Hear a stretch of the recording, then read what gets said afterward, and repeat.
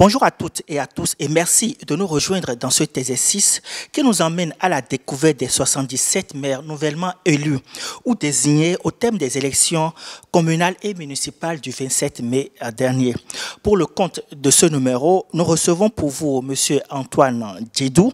Il est le maire de la commune d'Abomey. Bonjour Monsieur le maire et merci d'accepter de nous recevoir dans vos locaux. Bonjour Monsieur le journaliste.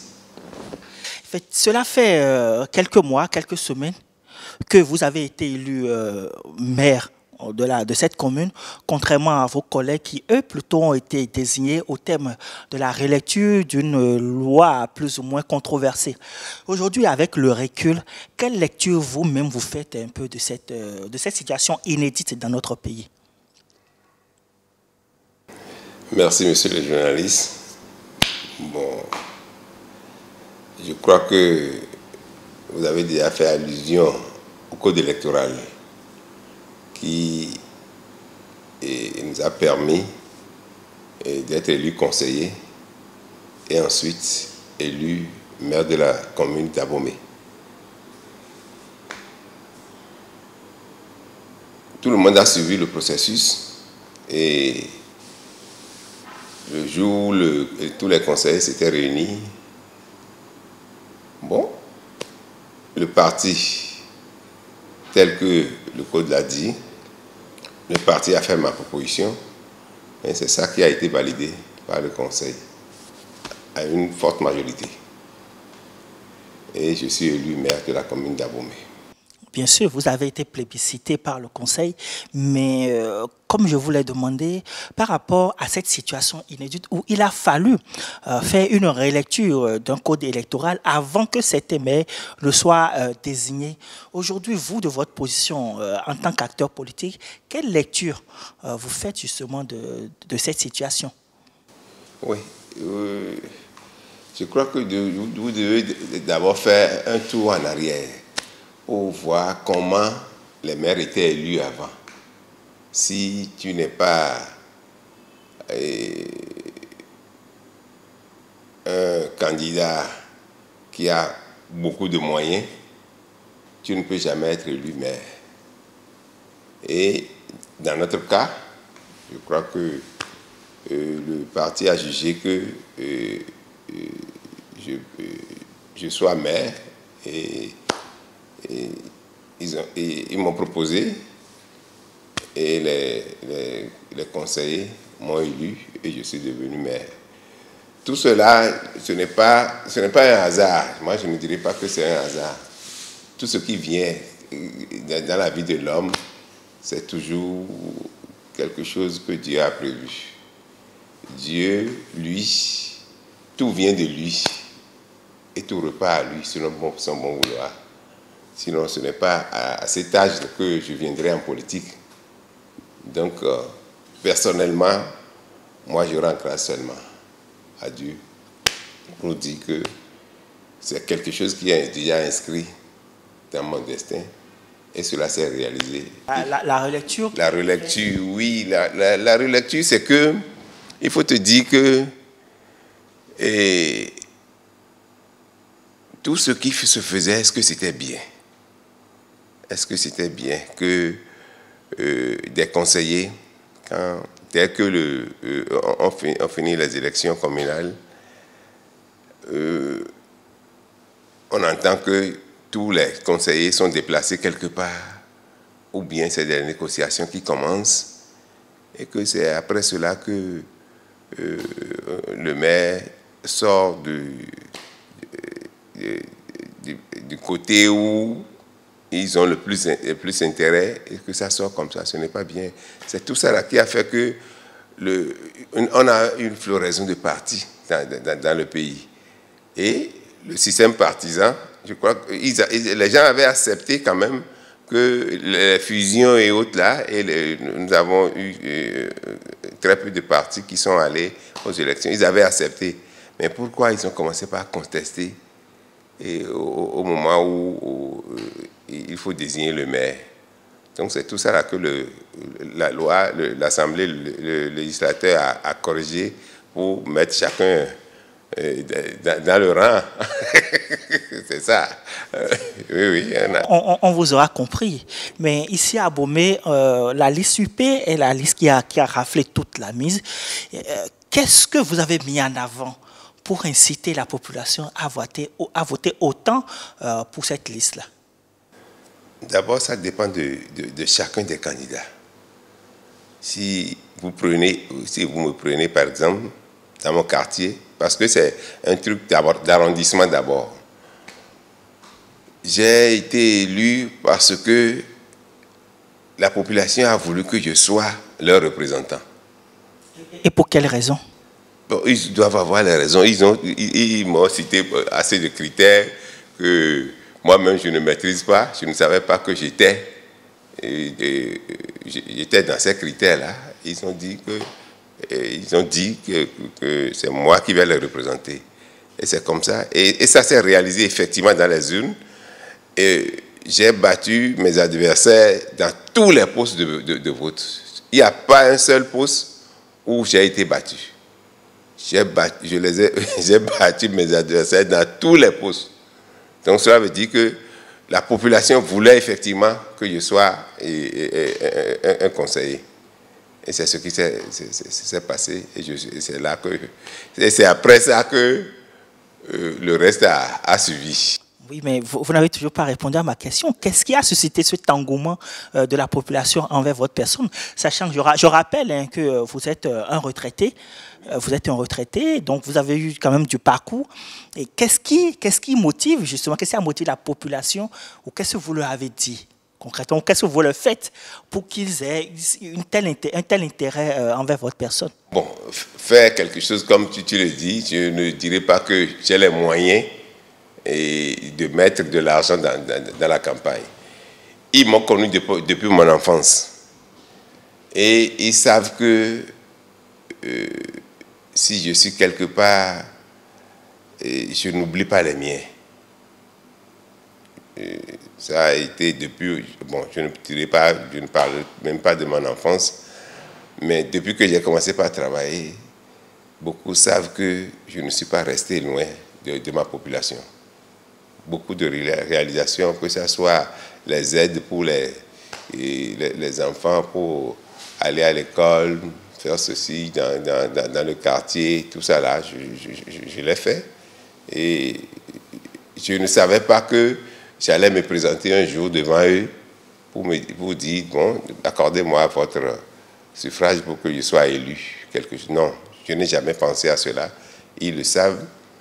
Et j'ai fait beaucoup de choses dans le quartier que je ne voudrais pas citer ici. Donc, en gros, c'est votre côté social qui a primé. Religieux et tout. Ils savent que j'aime ma tradition, j'aime ma religion aussi. Ils savent que j'ai une conviction religieuse que je soutiens toujours.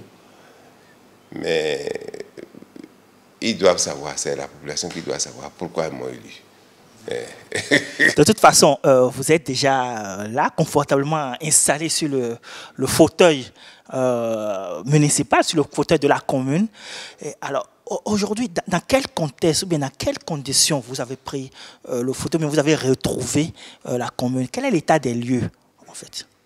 En tant que simple citoyen avant, je me disais que ma commune n'arrivait pas à faire ce qu'elle doit faire.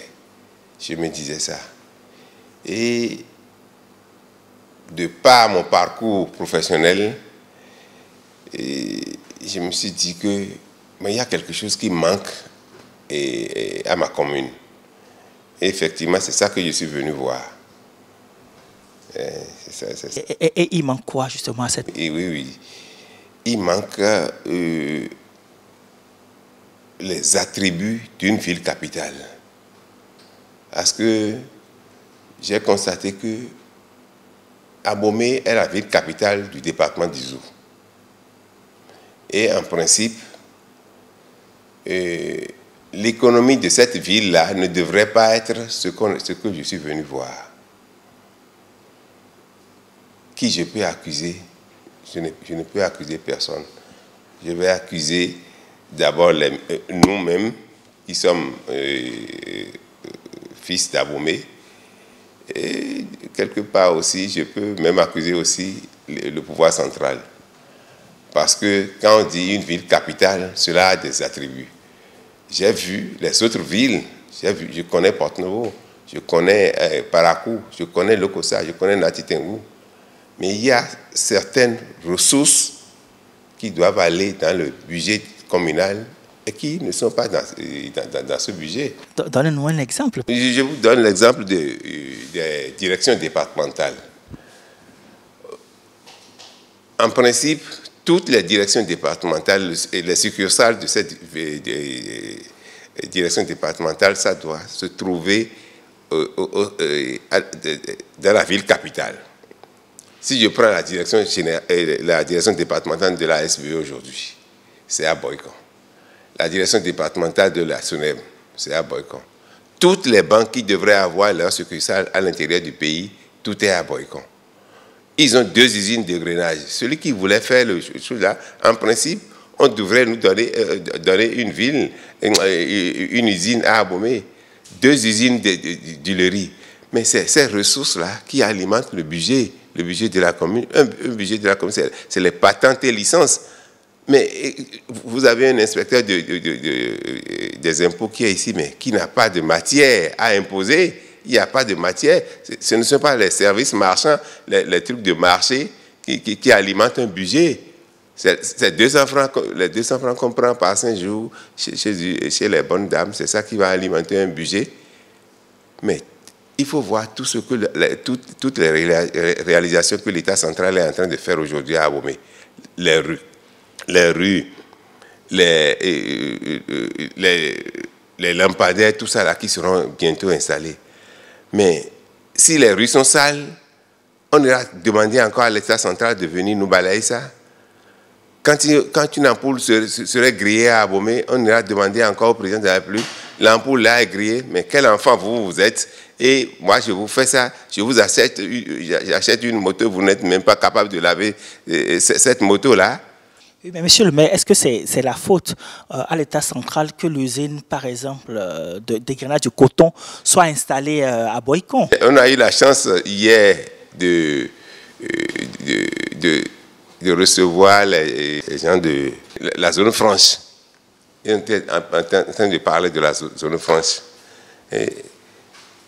Et ils nous disaient que, bon, dans certaines communes, quand on a eu tel nombre d'hectares pour cela. Mais aujourd'hui, les limites de la ville d'Abomey que moi je connaissais quand j'étais jeune, mais ce n'est plus ces limites-là aujourd'hui. Abomey est réduit à une portion congrue et ces limites sont pris de part et d'autre. C'est parti d'un côté, à l'est c'est pris, à l'ouest c'est pris, au sud c'est pris, au nord c'est pris. Mais comment une ville peut se développer comme ça? Donc l'économie de la ville a assez de problèmes et qu'il faut vraiment un plaidoyer envers l'État central pour nous rétablir dans nos droits. C'est des droits que je réclame. Je ne veux rien aller arracher à quelqu'un. Non, c'est des droits que je réclame. Si les autres départements, les villes capitales des autres départements ont pu avoir tout ce dont je viens de parler, mais pourquoi pas nous? Nous aussi, nous avons ce droit-là. C'est ça. Donc, en gros, votre défi est très grand. Oui. Est très grand. Et comment vous comptez vous y prendre? Mais c'est ce que je demande d'abord au Conseil, parce que c'est d'abord l'organe qui peut me donner ce pouvoir-là pour qu'on fasse cette démarche-là. Et nous avons la Cour royale, toute tête couronnée, tous les cadres de la ville. Moi, je suis en train de les inviter pour qu'ils se joignent à nous, pour qu'on aille faire ces réclamations-là, ces revendications-là. Oui, c'est des revendications légitimes que nous réclamons. Alors, pour poursuivre, aujourd'hui, comment se trouvent les caisses de la ville? les caisses de la ville. Bon, je ne dirais pas que c'est vide, mais il n'y a pratiquement rien dedans. Et cet état de choses, c'est dur à quoi? C'est lié au contexte, c'est lié à la gestion qui est faite. Non, moi je ne... Non, au contexte, non, le contexte c'est là, c'est mondial, c'est national. Tout le monde sait que le contexte actuel, ça ne permet même plus aux commerçants de réaliser les bénéfices pour que la commune puisse en bénéficier. Mais la raison primordiale, c'est ça que j'étais déjà donné. Il n'y en avait pas beaucoup. Si on accuse quelqu'un de dire que non, c'est parce que les gens ont tout bouffé, non. Ce n'est pas ça. Il n'y avait pas assez de ressources. Payer le salaire, c'est difficilement qu'on arrive à payer le salaire. Donc, c'est les dépenses prioritaires, ça. Quand tu es quelque part, il faut pouvoir quand même payer le salaire au personnel. Je ne dirais pas que c'est un personnel qui est déjà trop, non. Il n'y a pas, ce n'est pas ils n'ont pas un effectif élevé pour que je dise que tout ce qu'on trouve, que ça va dans le paiement des salaires, non. Il n'y a pas de ressources pour faire un investissement. Mais est-ce que de façon indirecte, vous n'êtes pas en train de donner un petit satisfecit quand même à votre prédécesseur? Tout ce que l'autre a fait, c'est mauvais. Non, jamais. Tu ne verras jamais un responsable rester quelque part et qui n'aurait rien fait. Non. Ça peut être dans la gestion des ressources, mais dire que celui qui est parti n'a rien fait, non. Moi, je ne suis pas de cette catégorie. Il faut voir le joyau, le bâtiment que vous avez, devant lequel vous êtes passé là. Mais c'est fait, non? Tous les arrondissements sont construits, non? C'est déjà quelque chose. Le reste, nous, on va poursuivre. Hein? C'est ça. Alors, quand on évoque Abomey, on évoque également les mocs traditionnels. Aujourd'hui, vous êtes là. Comment est-ce que vous comptez apporter un début de solution à ce problème? Personnellement, quand moi j'entendais ça, ça me quérait même. Comment quelqu'un va mourir et on sera en train de lui mettre des produits dans le ventre pour dire qu'on est en train de conserver ça. Alors que je dirais les morgues réglementaires, en parenthèse bien sûr, parce que j'avais lu quelque chose dessus et il y a très peu de morgues qui sont réglementaires dans le pays. Mais au moins, ce qui est là, c'est déjà quelque chose. Mais garder un mort à la maison, d'abord pour la santé de ceux qui sont dans la maison. Je crois que est-ce qu'il y en a beaucoup Bien sûr, il y en a, monsieur le maire. Il y en a bel et bien. D'accord. Nous avons fait une enquête sur le sujet et il y en a bel et bien dans votre commune. D'accord. Je crois que moi, je ferai une lutte implacable envers ça là. Donc, on vous tiendra au mot, monsieur le maire. Tout à fait, tout à fait. L'autre point de la question, c'est que souvent, ces gens-là ont l'aval des politiciens, puisque c'est quand même un électorat. Bon, un électorat. Hein. Et c'est l'électorat qui fera qu'on ne va pas lutter contre ça. En tout cas, c'est notre constat sur le terrain. Non. Je crois que nous sommes en train d'entamer petit à petit quelques pans de ces dérives-là que je dirais, c'est des dérives. Et avant, là, ça n'existait pas. Ça n'existait pas. C'est le temps, je ne sais pas si c'est toujours l'argent, le commerce facile qui a fait qu'ils ont commencé par installer ces gens de morgue. Bon, vous avez attiré mon attention sur un fait. Je crois qu'on ira dessus et avec les autorités, l'aval des autorités, nous ferons cette lutte-là aussi. Monsieur le maire, nous allons aborder la dernière partie de l'entretien. Il s'agit donc des perspectives que que vous avez donc pour votre commune, les perspectives par rapport à la jeunesse, par exemple, par rapport aux femmes, par rapport à la commune dans son entièreté. Qu'est-ce que vous pouvez dire donc par rapport à tout ça? Déjà, l'État central est en train déjà de beaucoup faire dans la ville. Et ce qui serait très important pour nous, c'est d'abord l'entretien de la ville. Parce que on est venu trouver une ville herbeuse. Il y a des herbes partout devant beaucoup de maisons. Les rues ne sont pas balayées. Bon, nous allons quand même faire un effort dans ce sens-là pour assainir un peu la ville. Bon, du côté de la jeunesse, ceux qui, pendant la campagne, disent que quand je serai élu, que je mettrai toute la jeunesse au travail, vraiment, moi, je n'irai pas sur ce terrain-là. Dire que une mairie peut, ou bien un élu peut mettre toute la jeunesse au travail, non. C'est toujours un plaidoyer envers l'État central. Parce que si l'État central commence par créer des pôles économiques et on installe une usine, par exemple à Abomey, je crois que ça peut absorber quelque peu de chômage. Mais dire que un maire, un élu local peut mettre toute la jeunesse au travail, vraiment. De la démagogie. Ce serait vraiment une démagogie. Mais j'avais déjà quand même fait beaucoup de choses. Et sur ce sentier-là, je vais encore accentuer mes choses-là et je crois que ça va apporter quand même assez de choses pour la jeunesse. Et pour les bonnes dames, il y en a beaucoup. Nous sommes dans la cité des Amazones.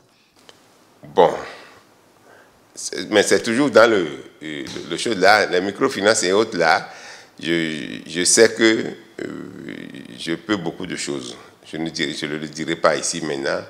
Je crois qu'avec le temps, vous allez commencer par voir ce que je peux. Voilà.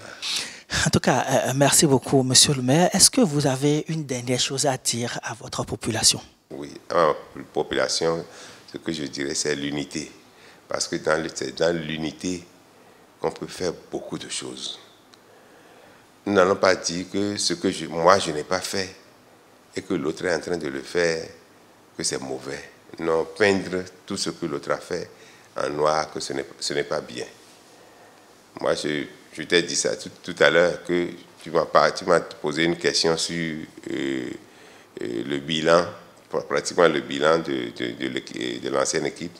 Mais je ne dirais pas que tout ce qu'elle a fait, cette équipe a fait, que c'est mauvais. Non, non, non, non, non. Si lui n'a pas pu faire et que moi je le fais, c'est toujours pour la ville. Qui de nous tous qui sommes élus aujourd'hui dans le conseil communal, qui n'est pas Rwigwa-Javi, nous sommes tous des enfants d'Ao. C'est pourquoi nous avons levé la main pour dire que nous allons développer notre ville. Et avec l'aide de l'État central, je crois que beaucoup de choses seront faites quand même pour la ville.